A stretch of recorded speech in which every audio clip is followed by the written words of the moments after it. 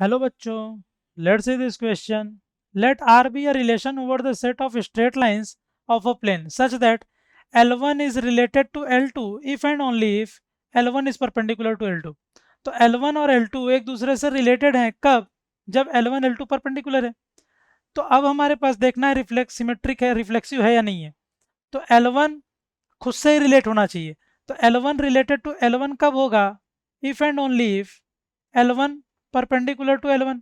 But कोई भी line कभी एक खुद के परपेंडिकुलर नहीं होती, but L1 is parallel to L1, therefore L1 खुद के परपेंडिकुलर नहीं होगी। Hence R is not reflexive. R reflexive नहीं होगा। तो आर अगर रिफ्लेक्सिव नहीं होगा तो इक्विवेलेंस रिलेशन तो कभी हो ही नहीं सकता। तो बी ऑप्शन क्या हो गया? इनकरेक्ट हो गया। तो डी भी क्या हो गया? इनकरेक्ट। तो अब देखना है कि हमारा जो लाइन है वो सिमेट्रिक है या नहीं है। तो अगर L1 रिलेटेड है L2 के, तो इसका मतलब हुआ L1 is perpendicular to L2। L1 is perpendicular to L2। अगर L1 परपेंडिकुलर टू L2 है तो इसका मतलब ये भी हुआ कि L2 परपेंडिकुलर टू L1। तो इसका मतलब हुआ कि L2 is related to L1। L2 is related to L1। तो यहाँ से हम देख सकते हैं L1 रिलेटेड टू L2 था, तो हमें क्या मिल गया? L2 related to L1। तो इसका मतलब एक हमारा जो रिफ्लेक्शन जो R है, देयर फॉर R क्या हो जाएगा? R is symmetric. R is symmetric.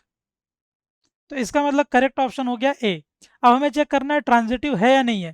तो L1 रिलेटेड टू L2 है हमारे पास, इसका मतलब L1 परपेंडिकुलर L2 है।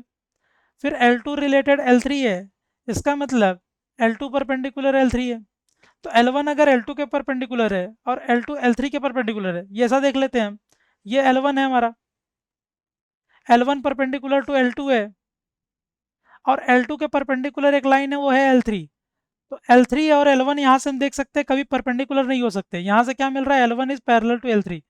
तो इसका मतलब L1 L3 परपेंडिकुलर नहीं होंगे। तो L1 रिलेटेड L2 और L2 related L3 does not imply L1 related L3। तो इसका मतलब R is not transitive. So correct option is A only, symmetric. So correct option is A. I hope you understood it well. Best of luck.